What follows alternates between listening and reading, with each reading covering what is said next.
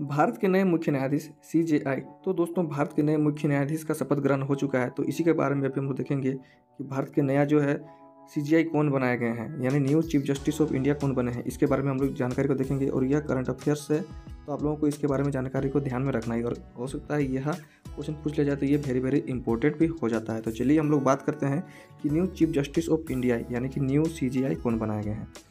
भारत के नए मुख्य न्यायाधीश सीजेआई संजीव खन्ना बने।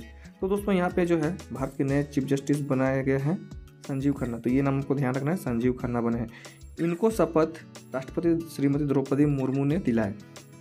संजीव खन्ना अपना शपथ 11 नवंबर 2024 को ग्रहण किए। तो दोस्तों, यहाँ पर जो है संजीव खन्ना बने हैं, तो इनको जो है शपथ राष्ट्रपति द्रौपदी मुर्मू ने दिलाए हैं और इनका जो कार्यकाल है वह आज से शुरू हो गया, यानी कि ये इनका शपथ ग्रहण है वह 11 नवंबर 2024 से शुरू हो गया है और इसी दिन इन्होंने अपना जो है शपथ को ग्रहण किए हैं। तो आप लोगों को नाम ध्यान रखना है, संजीव खन्ना। तो ये नाम आप लोगों को याद रखना ही है। तो ये भारत के नए सीजेआई बनाए गए हैं। नए मुख्य न्यायाधीश संजीव खन्ना पूर्व मुख्य न्यायाधीश डीवाई चंद्रचूड़ का स्थान लिए। तो दोस्तों, ये भी आप लोगों को ध्यान रखना है कि जो है नए मुख्य न्यायाधीश संजीव खन्ना जो है वह पूर्व मुख्य न्यायाधीश डीवाई चंद्रचूड़ का स्थान लिए हैं। तो ये इनको सक्सीड किए, ये भी आप लोगों को नाम याद रखना है। तो इससे पहले जो थे नए मुख्य न्यायाधीश वो थे डीवाई चंद्रचूड़। तो ये आप लोग याद रखेंगे।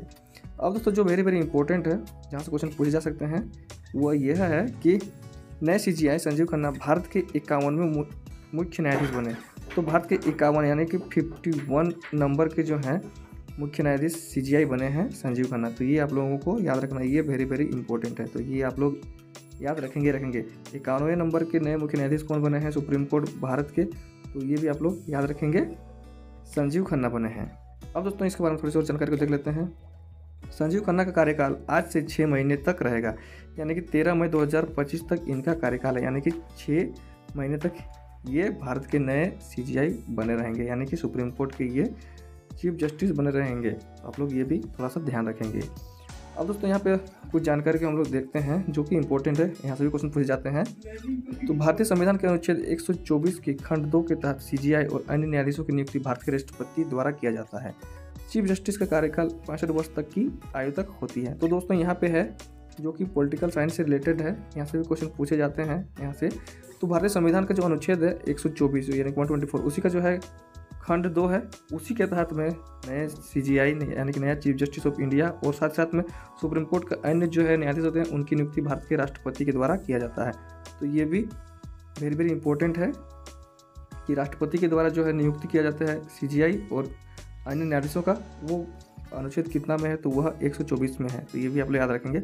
और चीफ जस्टिस का जो कार्यकाल होता है वो 65 वर्ष की आयु तक होती है, यानी कि जो भी सीजेआई बनते हैं उनका उम्र अगर 65 साल हो जाता है तो उसी समय उनका रिटायरमेंट हो जाता है।